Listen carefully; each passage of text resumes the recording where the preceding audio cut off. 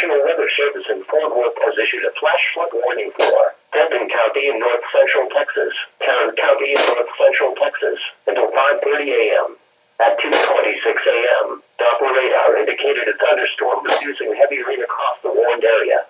Up to 2 inches of rain have already fallen. Flash flooding is expected to begin shortly.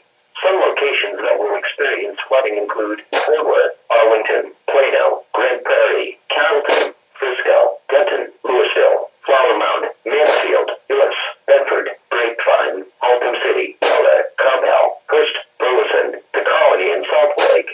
Additional rainfall amounts of 1 to 3 inches are possible in the warned area. Be especially cautious at night. It is harder to recognize the dangers of flooding.